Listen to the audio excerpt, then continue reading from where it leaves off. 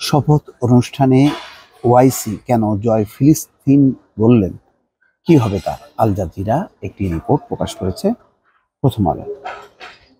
এটা জানেন যে শপথ গ্রহণ অনুষ্ঠানের সময় একমাত্রই বলা যায়, হয়তো আরো দু একজন থাকতে পারে, খুবই স্বল্প সংখ্যক মুসলিম এমপি নির্বাচিত হয়েছে। তো তিনি জয় ফিলিস্তিন শব্দ উচ্চারণ করেছেন এবং তারপরে বিতর্ক শুরু হয়েছে।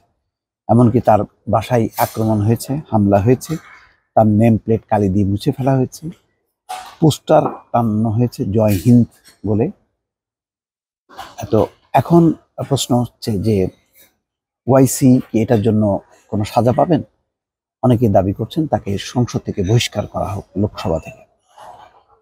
ভারতের লোকসভার সদস্যদের শপথ গ্রহণ অনুষ্ঠানে অল ইন্ডিয়া মজলিস ইত্তেহাদুল মুসলিমিনের আসাদুদ্দিন ওয়াইসির এক আচরণে শুরু হয়েছে বিতর্ক।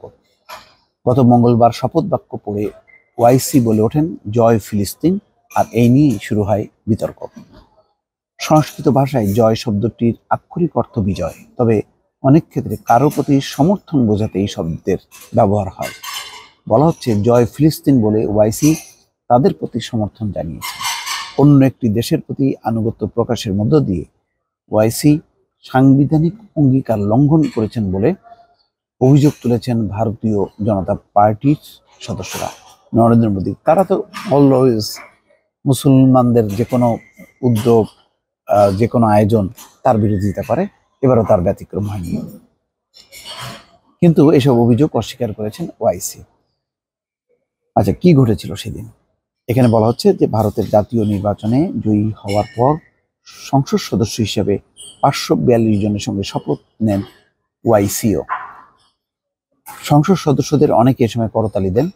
সাদা কুর্তা পরে ওয়াইসি শপথ মঞ্চের দিকে এগিয়ে যান, উর্দু ভাষায় পাঠ করেন শপথ বাক্য।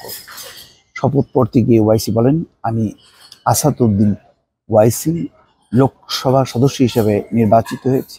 আল্লাহর নামে শপথ করছি যে আমি ভারতের সংবিধানের প্রতি অনুগত থাকব। আমি ভারতের আধিপত্য ও অখণ্ডতা রক্ষা করব। আমার উপর অর্পিত দায়িত্বগুলো আনুগত্যের সঙ্গে পালন করব। শপথ পাঠ শেষে মঞ্চ থেকে নামার আগে তিনি জয় ভীম, জয় মিম, জয় তেলেঙ্গানা, জয় ফিলিস্তিন বলে স্লোগান দেন। ভারতের দলিত সম্প্রদায়ের সমর্থনে জয় ভীম স্লোগান দেওয়া হয়। ভীম শব্দটি দিয়ে মূলত দেশটির সংবিধান প্রণেতা ও রাজনৈতিক নেতা ভীমরাও আম্বেদকরকে বোঝায়। হিন্দু ধর্মের বর্ণপ্রথায় সবচেয়ে নিচু শ্রেণী বলে বিবেচিত হয় দলিতরা। এই সম্প্রদায়ের অধিকার প্রতিষ্ঠায় সোচ্চার ছিলেন আম্বেদকর।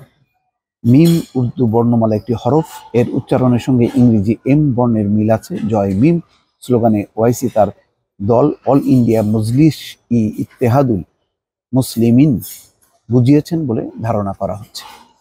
দলটি আইএম বা মিম নামে পরিচিত। ভারতের তেলেঙ্গানা রাজ্যে ওয়াইসির জন্ম। অন্যদিকে প্যালেস্টাইন শব্দকে উর্দু ও হিন্দু ভাষায় ফিলিস্তিন বলা হয়। আসাদুদ্দিন ওয়াইসি ভারতীয় লোকসভায় 5 বারের নির্বাচিত এমপি। তার নির্বাচনী এলাকা তেলেঙ্গানা রাজ্যের হায়দ্রাবাদ। তার পরিবার রাজনৈতিক। ওয়াইসির বাবা সালাউদ্দিন ওয়াইসি 1984 থেকে 2004 সাল পর্যন্ত 6 বার হায়দ্রাবাদের এমপি ছিলেন। 2008 সাল থেকে আসাদুদ্দিন ওয়াইসি AIMIM এর প্রেসিডেন্ট হিসেবে দায়িত্ব পালন করছেন। মুসলমানদের অধিকার রক্ষা এবং দলিত সম্প্রদায়ের পাশাপাশি সব ধর্মীয় সংখ্যালঘু জনগোষ্ঠীর অধিকার প্রতিষ্ঠায় আঞ্চলিক দলটির অন্যতম রাজনৈতিক ইশতেহার। তার সংসদে জ্বালাময়ী বক্তব্যের জন্য আলোচিত এই রাজনীতিবিদ সবশেষ নির্বাচনে বিজেপি নেতৃত্বাধীন জাতীয় গণতান্ত্রিক জোট কিংবা কংগ্রেস পরিচালিত বিরোধী জোট ইন্ডিয়া কোনোটিরই অংশ ছিল না AIMIM। তারপরেও কিন্তু ওয়াসিউদ্দিন তিনি নির্বাচিত হয়েছে। ওয়াইসির কি শাস্তি হবে? ওয়াইসি ভারতীয় সংবিধান বিরোধী কাজ করেছেন বিজেপি সদস্যদের দাবি।